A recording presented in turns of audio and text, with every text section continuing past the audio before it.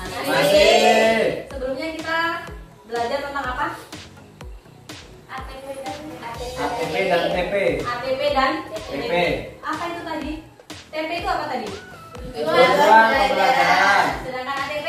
Alur tujuan pembelajaran. Sudah hebat semua ya.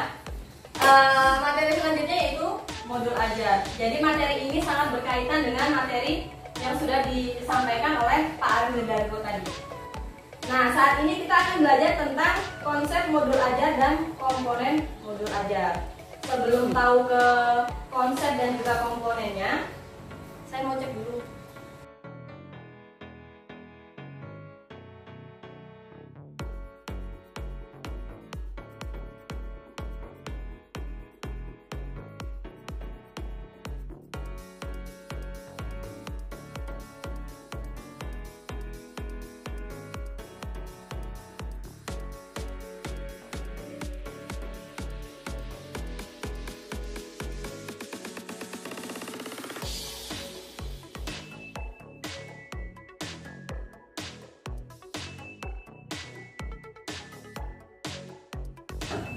Apakah ketika Ibu mendengar tentang modul ajar, kira-kira apa sih modul ajar itu?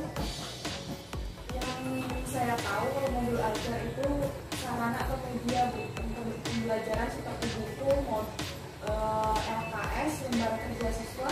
Ya. Ya. Mungkin ada lagi yang mau menjawab? Siswa Yu? Ya. Oke, saya akan menjawab. Jadi di sini modul ajar itu adalah implementasi dari alur tujuan pembelajaran sesuai dengan dimensi profil pelajar potensial. Jadi konsepnya modul ajar adalah sejumlah alat atau sarana media, metode, petunjuk dan pedoman yang dirancang secara sistematis dan menarik. Nah, modul ajar ini merupakan implementasi dari alur tujuan pembelajaran dan yang dikembangkan dari capaian pembelajaran, sama seperti yang sudah disampaikan oleh Miss Wahyu tadi. Jadi ada kaitannya materi sebelumnya dengan materi yang akan saya sampaikan ini. Ketika kita sudah tahu CP atau capaian pembelajarannya sudah ditentukan oleh pemerintah, ya kan? Kemudian kita menentukan ATP-nya dan kita masukkan ke dalam modul ajar. Modul ajar ini disusun sesuai dengan fase atau tahap perkembangan peserta didik, mempertimbangkan apa yang akan dipelajari dengan tujuan pembelajaran dan berbasis perkembangan jangka panjang. Guru perlu memahami konsep mengenai modul ajar agar proses pembelajaran lebih menarik dan bermakna. Jadi dalam modul ajar ini, guru tuh dituntut untuk kreatif. Sebenarnya banyak aja kalau misalnya kita cari materi tentang modul ajar, misalnya nggak cuma materi aja sih.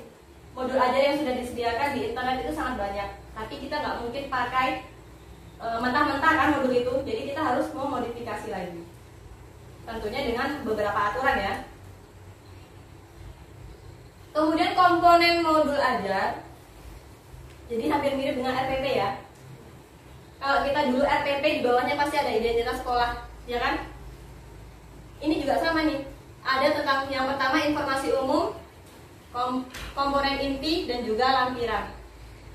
Kalau di RPP dulu kita belajar lampiran itu tentang LKPD ya, dan juga rubrik penilaian. Seperti itu. Kalau di sini yang diwajibkan juga harus ada glosarium dan daftar pustaka. Saya rasa kalau untuk pengertian glosarium dan daftar pustaka semuanya udah tahu ya. Sudah. Kalau LKPD tadi semuanya udah paham? Lembar kerja peserta didik. Lembar kerja peserta didik. Jadi kita tuh udah nggak bisa lagi tuh kayak yang dulu, misalnya cara mengajar kita nih, misalnya kalau kita pakai LKS dulu, tolong buka halaman ini, ya kan? Halaman ini kerjakan soal nomor 1 sampai dengan nomor 5. Itu sudah tidak bisa kita gunakan lagi. Kenapa? Karena LKPD ini yang menyusun adalah guru masing-masing, guru mapel masing-masing. Jadi kita sediakan beberapa soal, mungkin juga ada materi, kita cetak, kita print dan dikasihkan ke anak. Jadi anak-anak nanti mengerjakannya ya di lembaran itu juga. Guru dalam satuan pendidikan diberi kebebasan untuk mengembangkan modul ajar sesuai dengan konteks lingkungan dan kebutuhan belajar peserta didik. Misalnya kita sudah punya modul ajar kan, setiap guru mapel pasti sudah punya modul ajar. Tapi kita kan dapat dari referensi lain. Nah, kita sesuaikan lagi tuh dengan kebutuhan lingkungan dan juga kemampuan peserta didik yang ada di sini seperti apa, kayak gitu. Misalnya di modul ajar itu dijelaskan model pembelajarannya menggunakan IT semua. Sedangkan di sini kan taraf kita belum memenuhi. Jadi kita modif lagi sendiri. Seperti itu. Ya, sesuai kebutuhan. Modul ajar dilengkapi dengan komponen yang menjadi dasar dalam proses penyusunan. Komponen modul ajar dalam panduan dibutuhkan untuk kelengkapan persiapan pembelajaran. Komponen modul ajar bisa ditambahkan sesuai dengan mata pelajaran dan kebutuhan. Nah, slide selanjutnya akan membahas tentang tadi. Sebenarnya komponen utamanya ada 3. Yang pertama, yang perlu digarisbawahi ya, informasi umum, komponen inti, dan juga lampiran. Di informasi umum tadi ada apa aja? Identitas sekolah. Identitas sekolah ini adalah nama, biasanya nama sekolah satuan pendidikan kita apa, gitu. Kemudian kompetensi awal dan juga profil pelajar Pancasila itu kan sudah merupakan ada di CP ya, ya kan? Ada di capaian pembelajaran. Jadi sudah disesuaikan di situ. Kemudian sarana dan prasarananya tergantung menyesuaikan lingkungan kita lagi. Kemudian asesmen. Nah, asesmen di sini digunakan untuk mengukur capaian pembelajaran di akhir kegiatan. Tapi jenis-jenis asesmennya menurut kurikulum Merdeka yang kita pelajari ada 3. Yang pertama, asesmen sebelum pembelajaran. Jadi kita bisa ngetes dulu kesiswanya nih, ya kan? Itu disebut dengan asesmen diagnostik. Kemudian asesmen selama proses pembelajaran disebut dengan formatif. Dan juga asesmen pada akhir proses pembelajaran disebut sumatif. Kalau kita rata-rata selama ini menggunakan asesmen pada akhir proses pembelajaran, ya sumatif. Misalnya kita selesai 1 bab nih, ya kan? Kadang kalau kita sudah selesai 1 bab langsung dikasih ulangan harian, ya gitu kan? Itu disebut dengan ya sumatif.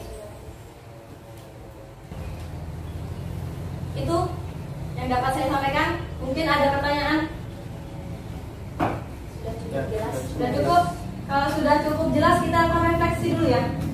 Refleksinya adalah sebutkan minimal 7 komponen yang ada dalam modul ajar. Kira-kira apa aja? Mau saya tunjuk lagi atau ada yang mau menunjuk diri? Miss, maju, silakan.